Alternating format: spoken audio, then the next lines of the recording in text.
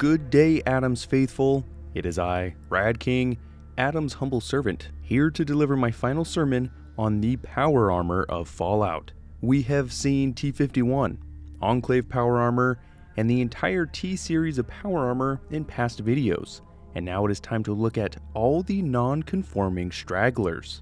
There is some great lore and obscure facts about the remaining power armors, so crank up the rads and get the fusion cores ready while we take a long look at the miscellaneous power armor of Fallout. The first of the power armors I want to look at was first introduced in Fallout 4, although it seems like something like this should have shown up earlier in the series. Raider power armor is about as Mad Max as power armor gets, that has various kinds and shapes of metal bolted, welded, and probably wonder glued into place, because Raiders aren't exactly the brainiest bunch. At first, I thought the Raider power armor was an existing power armor type like T-45 or T-51 that was fixed and patched up over many years of raiding and pillaging until not much of the original armor was left. Kind of a Ship of Theseus situation. However, after looking at the armor and comparing it to the other armor types, I am convinced that Raider power armor is just scrap pieces of metal that were attached to an empty power armor frame. There does not seem to be any old existing armor that had been layered over with metal patches, and we can see more uncovered portions of the power armor frame than with any other kind of power armor. Near the hips we can see large portions of exposed frame, and between the neck and pauldrons where the hosing runs is no armor shielding either. However, if I take a step back and I squint my eyes, I can see some similarity between the Raider armor pauldrons and the T-51 pauldrons, which have a distinct shape and are much smaller than any other kind.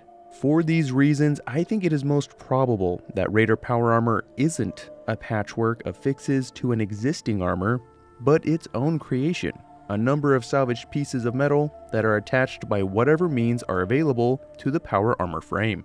The actual aesthetic is pretty great. It's completely asymmetric, which makes sense since it's a ramshackle design, if we can even call this a design, and this makes it stand out from the other power armors. I know I've been ragging on the craftsmanship of the armor this whole time, but there was some thought put into it. It appears to be airtight, with hoses leading from the chest up to the helmet, and the armor does offer radiation resistance. The two cylinders on the back also have finned covers that look like they are meant to dissipate heat, and the rebar cage armor on the pauldrons and over the helmet kind of remind me of cage armor that can be seen on modern tanks, which are designed to help defeat high explosive anti-tank warheads. Alternatively, since most of the rebar armor is around the helmet, there's a chance that it keeps people from getting too close, grabbing or otherwise grappling with the power armored individual. The helmet even has a crown, for lack of a better term, with cut rebar jutting from the helmet. And this seems either defensive, or just there to look cool, or maybe both. I can't say for certain what the intent is behind the rebar armor, but if you have a different idea from what I proposed, I'd love to hear it. Despite looking rather intimidating, it is the weakest of all the power armors in the entirety of Fallout 4, and the armor pieces can only be upgraded one level, unlike every other type of armor that can be upgraded up to 5 times, increasing stats with each level. The only advantage to the Raider power armor is that it is pretty dead simple to repair when a piece starts to wear out or breaks outright. The armor only ever requires steel to repair parts, unlike any other power armor that requires extra components like circuitry, plastic, or aluminum. To be fair though, the T-45 armor also doesn't have strict requirements, and it either matches or is superior to every single aspect of the Raider armor. The Raider armor can accept all the common power armor upgrades, things like a targeting HUD, internal database, blood cleanser, etc., but it does not support a jetpack. One unique upgrade is called Welded Rebar, and it increases melee damage, and I'm not exactly sure how. The upgrade only goes on the torso, and rebar can be seen in several places as an important structural component, so maybe welding the structural rebar means a better transfer of kinetic energy when hammering on enemies. Now, I may be wrong here. It seems like there is some sort of computer, or maybe the central computer for the power armor, that is taped to the side of the helmet, and wires go out on one side to the helmet mounted light, and out the other side into the helmet itself through the visor, probably for the heads-up display. It also has a little antenna. This only makes sense as some sort of computer or controller of some sort, which would also show a clever reuse of materials. There are some unique Raider power armor pieces, the coolest of which is the Overboss power armor, which is worn by Coulter, where he uses the special properties of this armor to unfairly fight and slaughter any challengers that survive the gauntlet at Nuka World. It has extra layers of metal on the chest piece that extend up and over the helmet, with a tiny window to look out of. Most notably, it is covered in what looks like a chain link fence, and has an attachment on the back that allows Coulter to electrify his armor the same way the bumper cars do, through a rod that touches the electrified ceiling. The chain link seems to work as some sort of Faraday cage, allowing the electricity to flow and build up on the surface of the armor, as opposed to going through the armor itself or Coulter, either causing him to be electrocuted or the armor's electrical systems to fail. This has a curious effect of making him almost completely invulnerable. In order to beat him, the electrical charge has to be shorted with a squirt gun, and then he will actually sustain damage from the player. It has double the damage and energy resistance and more HP than the normal Raider power armor, maybe due to all this extra metal. It is impressive that these Raiders happened upon what is essentially force-filled technology in an amusement park with just common items. There is a unique arm piece called Tessa's Fist that has a legendary effect that gives it ×4 durability, which is good, since Raider power armor typically has the poorest durability of any armor set. It can be found in Quincy, where a gunner named Tessa can be found supporting a mostly incomplete set of power armor that is either T45 or T51, and the unique right arm Raider piece. The armor can be found fairly commonly at lower levels, and 3 Raider bosses will always spawn with a different form of Raider armor. Boomer at Outpost Simonja has a mostly incomplete set of power armor with only the helmet and arm pieces mounted. Cuddy at the Poseidon power plant has a full set of power armor, and Slag at the Saugus Ironworks is not shown with a helmet, and he has a T45 chest plate instead of the normal Raider chest piece. I also want to let everyone know that the Creation Club gave us this abomination, the Horse Power Armor. It is a modified Raider power armor suit that uses a number of repurposed Giddy-Up Buttercup parts, being used in every piece of the armor and adorning the top of the helmet with a crown fit for a psychopath. It is also absurdly powerful for being made of a bunch of pre-war toys, with over double the damage resistance and nearly double the Raider power armor HP. For reference, it makes it as powerful as the highest model T45 and almost on par with the T51 Model E. And of course, this is a fun little reference to the Horse Power Armor from the Elder Scrolls that has become legendary amongst gamers. Raider power armor is also available in Fallout 76, where the only visual difference is that it is not as rusty. This seems to be a theme across many of the power armor variants, and it's a great attention to detail since Fallout 76 only takes place around 25 years after the Great War, not 2 centuries. The one advantage it had in Fallout 4, which was being dead simple to fix and upgrade, since all it required was steel or aluminum, the armor now requires a whole host of other components to fix and craft. However, it does have the advantage of being the only power armor suit that players under the level of 25 can use. And unlike Fallout 4, it now supports a jetpack. It has no unique paints except for a Blood Eagle paint, which is pretty cool, and as of this moment doesn't seem to be available to players in-game. A newcomer to the series first debuted in Fallout 76 in the Steel Rain update and is known as the Hellcat power armor. The design is a good deal different from anything we have had before, and it can be kind of polarizing. The Hellcat power armor is primarily used by a group that, wouldn't you know it, call themselves the Hellcat Company.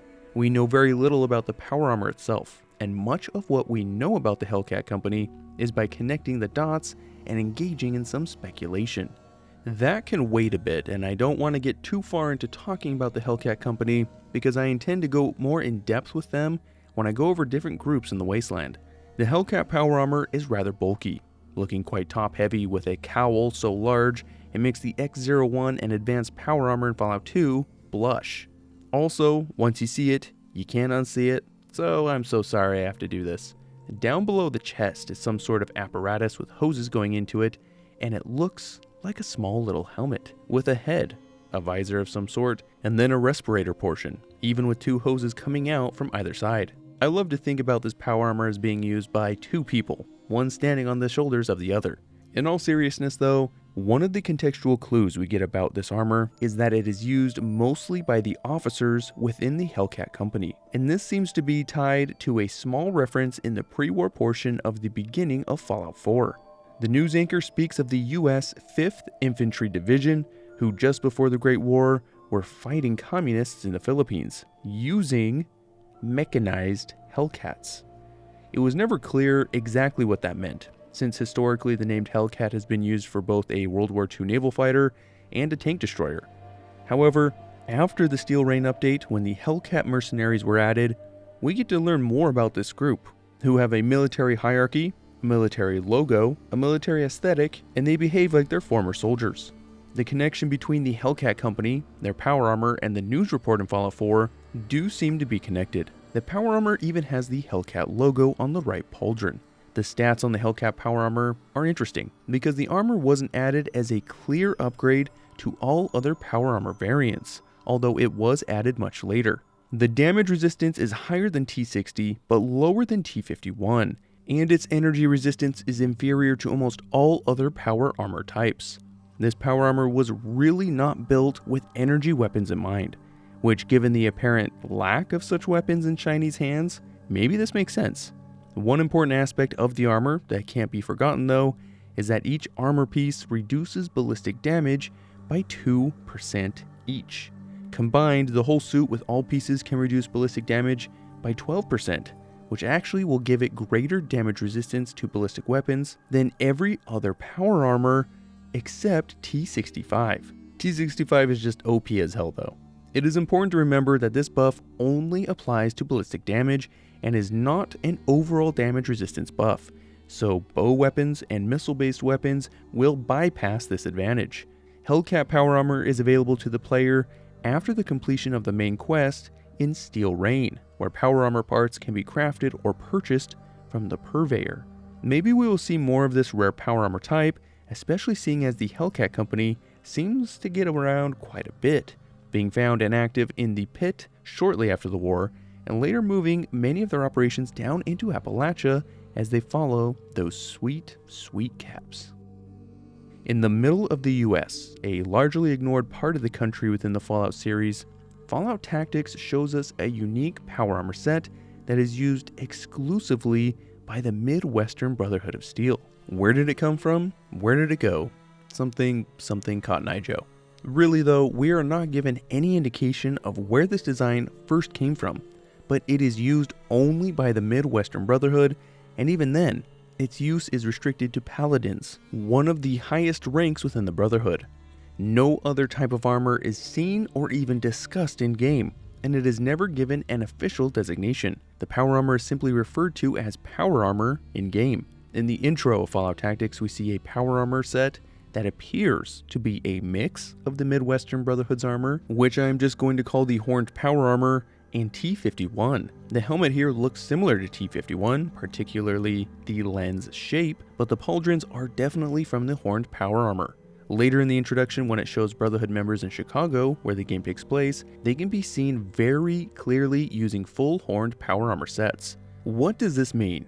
Honestly, I feel like there's just some artistic license going on here, and there wasn't really any meaning behind it, seeing as these look like they are meant to be sketches in some sort of journal. Of course, Fallout Tactics tried to retcon the origin of the Brotherhood of Steel, so it isn't implausible that they would also attempt to change the lore to make the Horned Power Armor the historical armor of the Brotherhood of Steel. At any rate, the power armor is unlike anything we have seen before, although I do feel like there is a resemblance of the Fallout 3 Black Devil power armor that the Enclave is seen using. The horns are obviously the big similarity, but the eyes and respirator seem fairly close as well, although the Brotherhood power armor is a lot more aggressive looking. It does make me wonder if Bethesda used the horned power armor as inspiration for their own Enclave power armor in Fallout 3. I'm not sure there is any single inspiration for the way that the armor looks, but I do think the helmet has some inspiration from the Predator helmet from the movies of the same name. There is a similar overall shape in the eyes, although they are golden and fully separated in tactics, and there is a respirator and some holes around the cheeks. The crown of the armor is a low angle sloping oval shape. It's kind of hidden on either side by the horns, but that is exactly the same shape as the Predator helmet. And lastly, a ton of cables and pipes protrude from the back of the power armor helmet that look similar to the Predator dreadlocks. Let me know if you agree, because to me the similarities are striking. There is just the basic power armor and the advanced power armor, which look exactly the same and differ in their stats, similar to how the advanced power armor and advanced power armor Mark II can be found in Fallout 2. The advanced power armor does say that it uses advanced alloys and upgraded servos, which justify the stat boost. Overall, both the normal horned power armor and the advanced armor are better than any other armor in the game, although there are some armors that will beat them out in very specific damage types. This power armor, like the T-51B before it, was said in the item description to use a microfusion reactor and to be able to run years without refueling. Something kind of interesting is that ghouls are unable to equip and wear leather and metal armor for reasons that are not clear. However, they can wear power armor, so try and make sense of that. I mean, super mutants can't wear any of the other armors, but that makes sense because they are so much larger. Ghouls, though, they are approximately the same size as humans. So if you think you know why this is the case, I would love to hear it. The power armor is extremely rare and very expensive, and with only one suit that can be found in the wild, in a hidden room at the Reaver base, the rest are only available by purchase at the Brotherhood bunkers. There is a broken set of power armor that is the focus of a retrieval mission at a place called Coldwater. The power armor was stolen, but in the process of being stolen and then retrieved by the warrior and their group, it was broken beyond the point of use. One interesting note about this armor is that the producer of Fallout Tactics, Tony Oakden, said in an interview that he wishes they could have redone the power armor design and try for a more retro look in order to fit in with the Fallout aesthetic a lot better. It definitely looks like it was designed in the 2000s and is the most aggressive looking of all power armor suits, so I'd have to agree with Tony. In a place that has been described as almost heaven, a corporate project was undertaken before the Great War that resulted in the EXC-17 Excavator suits, otherwise shortened to Excavator power armor. Introduced in Fallout 76, the Garahan Mining Company was responsible for their creation, and it has quite an elaborate backstory, a stark contrast to the Hellcat armor that was first shown to us in Fallout 76 as well. In the years before the Great War, Appalachia was going through an automation craze. Companies and even entire cities like Watoga were replacing human laborers with robots and artificial intelligences.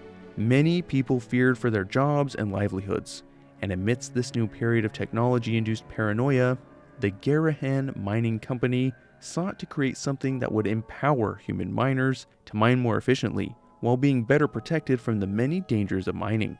This was envisioned as an armored, powered suit that would protect miners from cave-ins and contaminated air, while being durable enough for mining hours on end and carrying enormous loads of ore. Garahan Mining employed a member of the U.S. military's Research Corps, named Harold Frost, to lead the design team, and having military experience and exposure to power armor, Frost set about creating a specialized form of power armor, which resulted in the Excavator armor, with a unique design, not drawing heavily from any existing designs. The prototype did, however, utilize a T-45 reactor, and the prototype showed a lot of promise, leading Garahan Mining to create an ad campaign showing off their new toy and making it known that they were interested in human laborers enhanced by machines, not replacing the people with machines entirely like Hornwright Industries was, a competitor that were all in on automated mining machines, or auto miners. The Excavator suit received upgrades when a number of flaws were identified. The suits were outfitted with advanced mineral detection sensors that allowed the miners to identify the most mineral-rich ore, increasing their overall yield even more. The original design started to have durability issues. The materials that were initially chosen were cracking and were riddled with microfractures. This necessitated the development team to opt for a much more durable and much more expensive material, black titanium, which held up much better. Apparently, this refit of black titanium caused the suit to be heavier, which put extra strain on the reactor powering the suit. The team was forced to create an ultracite reactor, and although this did solve the power deficiencies, it came with a catch. Ultracite was a novel mineral with incredible potential as an energy source, and only one company had the techniques to mine deep enough to extract it. Atomic Mining Services use nuclear detonations to mine deeper than anyone else, and so they let the Garahan Mining Company buy ultracite for their excavator reactors. But it wasn't cheap, and they locked the Garahan Mining Company into a long-term contract. Although things were coming together, Atomic Mining Services revealed their new invention, the auto miner, that they hoped would be the new big thing in mining, and it made the excavator research team very nervous. If those new auto miners were better than the excavators, they stood to lose a tremendous amount of money because this had been a very costly project. In an interesting move, the Garahan Company openly challenged auto miners to a competition to see which invention was the superior mining technology. Hornwright Industrial purchased some auto miners and took up the challenge. Garahan Mining was hoping that their superior mineral detection technology, combined with the indomitable human spirit, would be enough to beat out the tireless auto miners. And they were almost right. A note from the senior vice president of Hornwright Industrial mentions interventions, written in quotes, into this man versus machine showdown. Whatever these interventions were, the auto miners worked flawlessly and at peak levels, beating out the excavator suit team by only one truckload. This spelled disaster for Garahan, whose stock price fell, and most other mining companies opted for the auto miner technology rather than the excavator suits. Hornwright Industrial started to move on their plan to perform a hostile takeover of Garahan, salivating at the thought of using the advanced mineral detection technology in the excavator suits. But the Great War put an end to this scheme. Although there were at least 5 excavator suits made, there are none that are laying around anywhere for the player to find themselves. But the plans to build the armor after the quest minor miracles, as well as being purchasable from a few vendors. The excavator power armor is not particularly intimidating looking, and in terms of damage and energy resistance, it is the worst of all power armor options. However, it does have good radiation resistance. This makes sense, because this armor was not made for combat. It wasn't designed to stop or deflect incoming rounds or bolts of energy. It was meant to allow miners to work in harsh environments and have a higher likelihood of surviving a cave-in. This would seem to make the power armor completely unappealing. However, it has one trick up its sleeve. When a power armor frame is equipped with all pieces of the excavator armor, the player gets an additional 100 pounds of carry weight, which is nothing to scoff at. For this reason, players will often have a set of excavator power armor if they are looting areas or expect to pick up a large number of items. Another cool effect is that if the left and right arm of this armor is fitted to any power armor frame, mining for resources is 4 times as efficient, meaning that a vein of any certain resource will yield 4 times as much of that resource. This is no doubt due to the mineral detection technology that is allowing the player to more thoroughly and efficiently extract minerals. The armor is not cheap to repair or build, requiring resources like black titanium, and it can take a bunch of different paints, which I recommend since I don't think the base paint is all that interesting. But it does give the impression that this power armor is an industrial machine. It also takes most common power armor mods, and for some reason, can take the welded rebar mod that I mentioned in the Raider power armor section. So does rebar not mean what I think it means? I do love that Bethesda gave us a power armor that was not meant to fight in combat, and has a unique set of strengths and weaknesses. I do want to address one thing though. This is the use of an ultracite reactor for the excavator prototypes. There is a unique paint called Surveyor, which claims to be the early prototype of excavator armor that Garahan Mining developed. Like many Atom Shop paints, it can go onto any power armor, not just excavator, and even though it does look a bit different, you can tell that they are related. What is most interesting is that the reactor on the back looks much different, although functionally it is still the same, excepting a fusion core for power. This is what the Ultracite reactor looks like, apparently, but since this is a skin and not an actual suit of armor, we can't see anything about the characteristics of the armor and how it differs from the in-game Excavator suit. I think it would be cool though to be able to recover plans to make an Ultracite reactor and give their power armor a boost.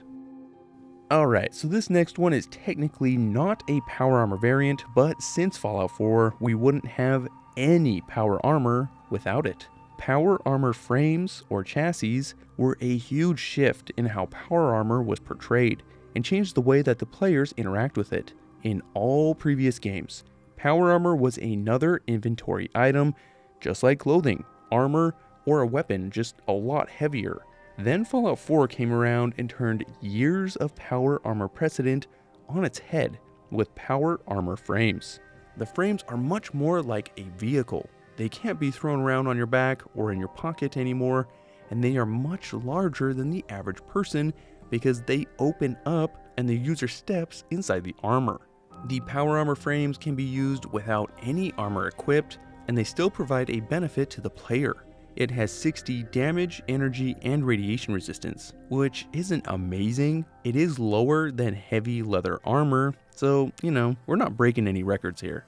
Since the chassis is what is powered and has all the motors and servos, it boosts your strength by 1, and it will eliminate all fall damage.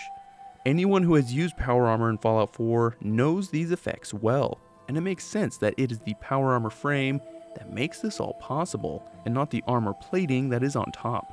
There are only 2 completely empty frames that can be found in the base game, one at the Revere Satellite Array, and one at the Adam Cat's garage. All other frames have at least a few pieces of armor attached to them of varying types. Since the power armor frames exist in this unique place of being used by the player, but unable to be put in the inventory, there are some strange quirks. Killing an enemy in power armor will not allow you to remove the power armor frame, although you can loot the armor pieces off the body. The frame is unobtainable, and maybe this could be explained as some sort of failsafe. Power armor was cutting-edge technology on the eve of the Great War, and I'm sure any Chinese forces would have been delighted to scavenge any and all power armor, making the frame unusable when the wearer dies, unless there's some sort of specially encrypted key that only technicians can use. Could be a way to prevent or slow Chinese salvage attempts where the armor couldn't be retrieved or self-destructed. That is absolutely pure speculation, but there's one condition where you can get a full enemy power armor while they are wearing it. The fusion core that powers the armor is in the back and partially exposed. Targeting the fusion core and damaging it until it blows up will cause the NPC to hop out of the now mostly immobile power armor. Just throw in a new fusion core and you're ready to rock. Notice I said mostly immobile, because contrary to what you would think with these huge hulking metal suits, you can move around in them without any fusion cores. It is very slow going, and of course you can't use things that require power like the jetpack. This I also find interesting, but it would make sense to engineer the frames in such a way that unpowered movement is possible even if it's severely limited. I can imagine many situations where running out of power and needing to go a small distance to safety, or maybe to stash the armor somewhere, would benefit massively from manually activated hydraulics. Looking at the frames, where the user actually stands is several inches above the bottom of the frame's foot, and the user's hands don't go all the way to the power armor hands either. Looking at them, they're fist-shaped. They seem to be gripping something, but it isn't exactly clear how they are transmitting the commands to have the fingers and the hands move how they're supposed to. There is one frame that is unobtainable by the player under any circumstance, and that is Proctor Ingram's frame. Proctor Ingram suffered a grave injury as she was fixing and testing power armor during a battle sometime before the events of Fallout 4. A nuclear detonation caused the cliff face that Ingram and her crew were on top of to collapse, and she barely survived because she was piloting a suit of power armor for testing. She was far from unscathed though. The armor sustained massive damage to the legs, and as a consequence, Ingram lost her legs below the knee as well. Ingram is a very valuable asset to the Brotherhood, and her fierce and independent spirit wouldn't let her be immobilized for very long. A custom power armor frame was created that allowed her to use it just like everyone else, although she no longer had legs. We don't know what these modifications would be, but that alone makes it obvious that there are sensors within the legs that are necessary for using the power armor. Otherwise, she could have just used a normal power armor frame. The fusion core in her power armor is locked and you cannot steal or destroy it and cause her to leave her frame. I doubt Bethesda wanted to have players see Ingram get out and float there in air, or spend the extra time giving her special animations since she has no legs. You know, now that I think about it, Assaultrons have an animation to drag their bodies around when the legs are destroyed. So, no, that would be cursed. Power armor frames in Fallout 76 are largely the same as in Fallout 4, but they do have some differences. A power armor frame will inherently make the player immune to limb damage, in addition to all the other benefits like no fall damage, increased strength, etc. In Fallout 4, power armor frames could not be put into the inventory, but Fallout 76 changed that. Getting out of the power armor or frame, the player has the option to collect their power armor, where it is held in inventory and only weighs 10 pounds. To get back into it, just redeploy from your inventory and hop in like you normally would. Leaving the frame deployed but unused for around 2 minutes will cause the power armor to be recalled into your inventory, so it's actually pretty easy to keep track of your power armor, which sometimes was an issue in Fallout 4. Any power armor paints that were bought in the item shop cannot be dropped for use by another player. Dropping the frame will destroy the unique paint jobs. The frames are not level locked. Any player at any level can hop into a frame, but armor pieces are level locked, with the more powerful armors requiring higher levels to use. Similar to Fallout 4, enemies that die cannot have their frame looted from them. It is interesting that with weapon and armor durability reintroduced with Fallout 76, the frames do have a health meter, but they never actually deplete. They are functionally invincible. Fallout 76 released an update in September of 2022 that let players explore the pit, a location that was first seen as a DLC for Fallout 3. It was an exciting prospect to see what Pittsburgh would be like only 25 years after the bombs fell, especially because the pit was one of the best Fallout 3 DLCs. Things were a gigantic mess, which really is not all that surprising because in the Fallout 3 DLC, it was an utter hellhole. We learned of 2 new factions that were battling it out in the industrial ruins of Pittsburgh, the Fanatics and the Pittsburgh Union, or just Union. The Fanatics are comprised of many groups of raiders that are held together into a loose group by a unifying leader. They only care to control the pit by any means necessary, and employed the Hellcat mercenary group to do so. They are primarily fighting the Union, which has a unified group of survivors that are fighting back against the brutality of the Fanatics. The Union originated as the survivors that were part of the Steelworkers Union in Pittsburgh before the city descended into chaos. Their expertise related to metalworking led them to creating their own unique power armor, simply known as the Union power armor. The power armor is very rare though, and the player can only get the armor parts by crafting it themselves after leveling up on the Season 10 scoreboard, or by buying parts from a vendor in the pit. This design is interesting. It's also a post-war design, and I do have to wonder where the Union was running into power armor frames from which they could craft their armor. We don't really know anything else about it, unfortunately. So, let's take a look at the stats. The damage resistance is the second highest in the whole game, trailing just behind the beastly T65 and beating out T45, T60, T51, and X01 power armors in this regard. That's really funny to me. We have these armors that the military was creating, spending all this money to research and develop, and some post-war metalworkers scraping by day to day, not knowing if they would even see tomorrow, were able to create power armor with better damage resistance than almost anything the US military could. Maybe the origin is more complicated than that, and this design was one that was being developed by the military, and the Union just copied it, or maybe finished the armor. Now, it's important to also state that as good as the damage resistance is, the energy resistance is not nearly as good. It only beats out the Excavator armor. T45 and even Raider armor have better energy resistance than the Union power armor, which is incredibly pathetic. To me, this actually makes sense though. If the Union power armor is made out of really high quality steel and created and machined by steelworking experts, I can see how they could give it really good damage resistance, but lack either the expertise to make the armor resistant to energy weapons, or they just didn't know or consider protection from direct energy weapons. Regardless, the radiation resistance is also very low when compared to other armors, being beat out even by Raider power armor, which is like 50% rebar by weight. This I think is strange because if there is one thing to remember about the pit, it's that it is kind of radioactive. You would think that they would have tried to keep that as a priority when making this armor, but apparently not. Instead, it gets a carry buff over the other armors, although it's still not as good as the Excavator armor, and also a large poison resistance, something that the other armors don't have. This might have to do with the many Trog enemies that have some sort of acid or toxic ranged attack, and this armor was made in order to protect from such threats. I think the armor looks pretty cool in game, better than in the promotional art, and it has a very industrial look. I actually think it looks like the kind of power armor that firemen or emergency response units might wear. So I think they did a good job designing it to not look like a war machine.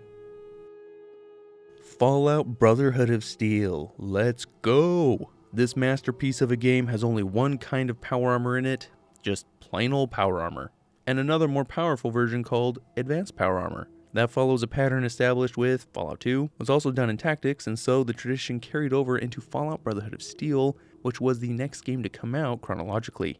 The armor itself has a vague resemblance to T-51, although it is its own power armor with its own backstory.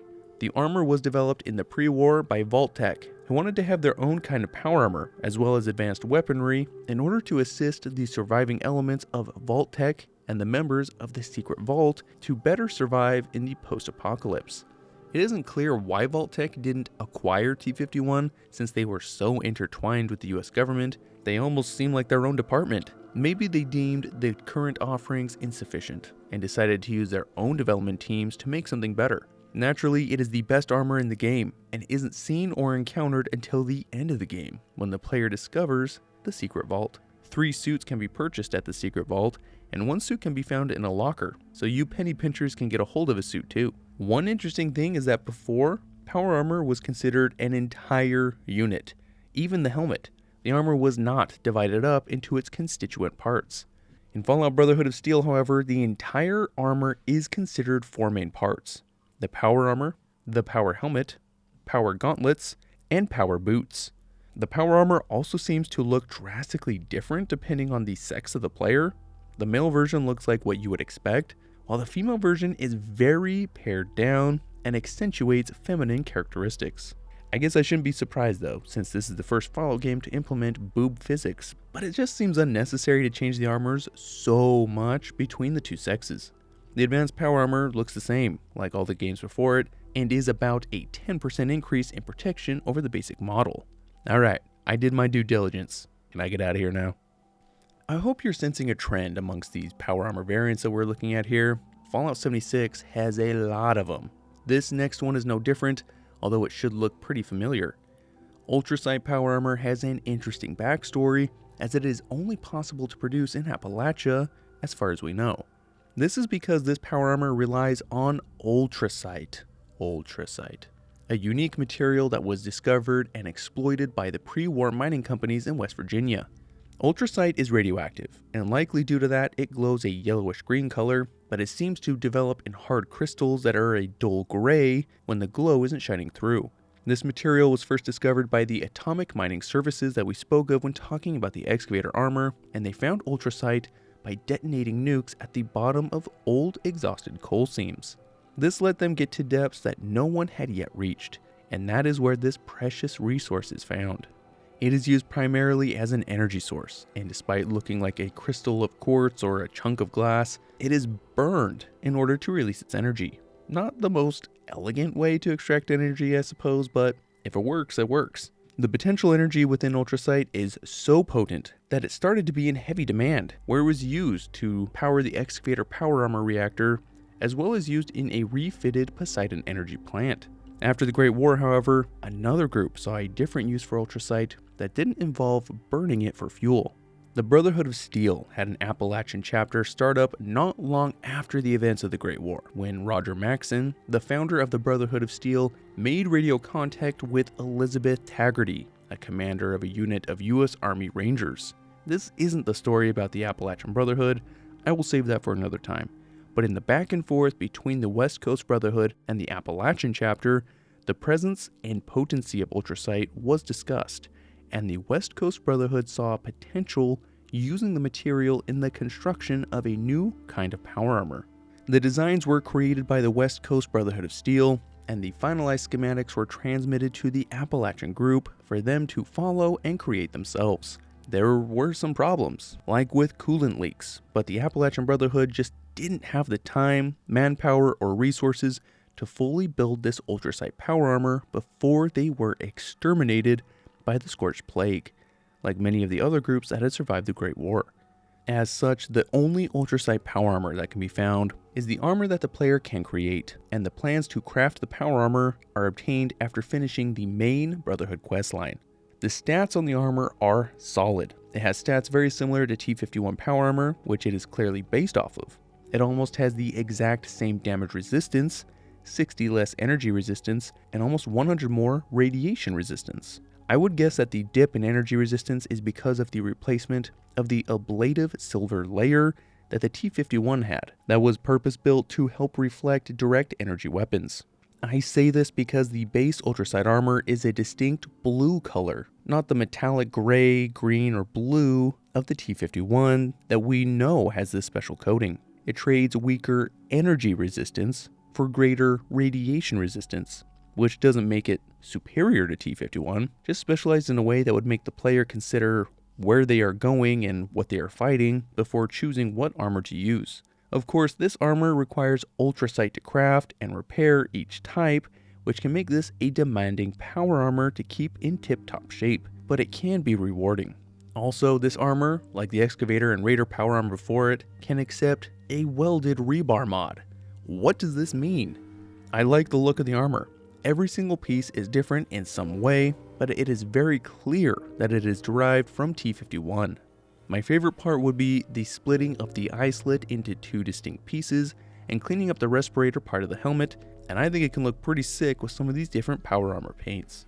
There is a unique variant of Ultracite power armor known as the Strangler Heart power armor, and as strange as that name is, its appearance is even stranger.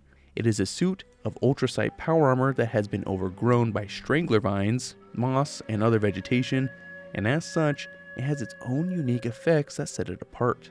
It was first introduced in the Nuclear Winter Update and only obtainable by doing Vault 94 raids. That changed with the Wastelanders update, where plans can now be bought from Regs, a vendor in Vault 94 who only deals in gold bullion, as all good vendors should.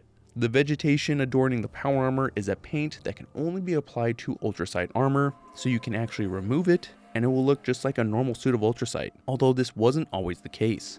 Strangler plants are unique to the Mire region of Appalachia and the result of uncontrolled power from a Garden of Eden creation kit, or GEC.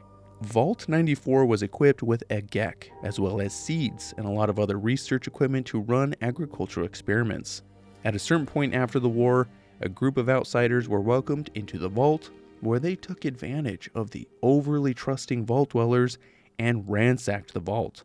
While looking for loot throughout the vault, they came across the GEC, and rather curiously, they thought it might be some sort of mind control device. To err on the safe side, their leader named Cole ordered to have it destroyed, and when someone shot it with their minigun, the GEC exploded, bathing the area with sweet, sweet rads, and a green cloud was seen coming out of the vault and spreading south and east. This concoction of radiation and growth stimulants resulted in the mutation of vegetation that created strangler plants and much of the mire.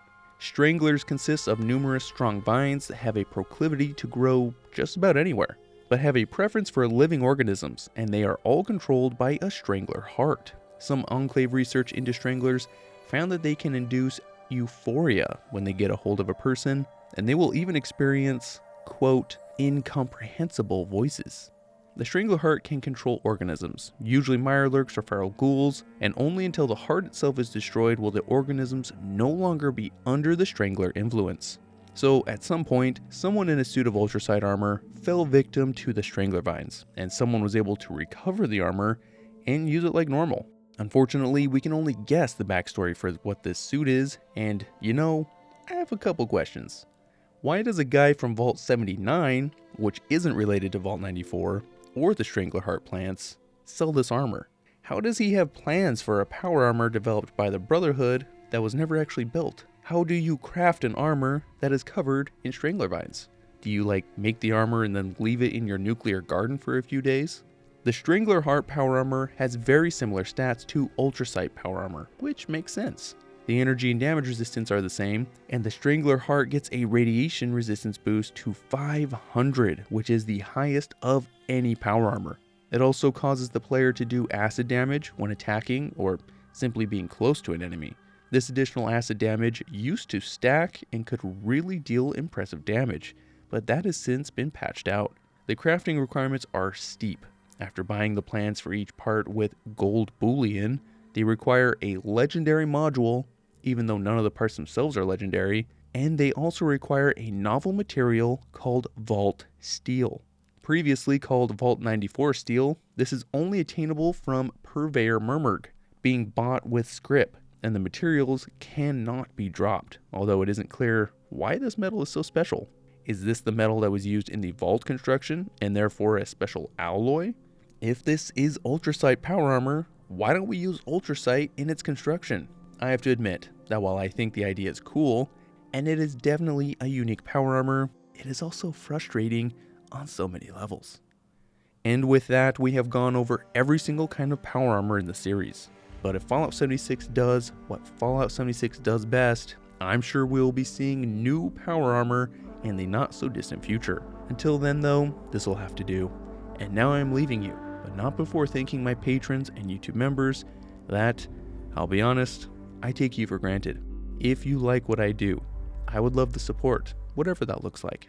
I'm just glad you're here and that I can hopefully make your day a little bit better. Embrace the glow, brothers and sisters. Please be kind to others and yourself. Adam needs you, and I will see you soon.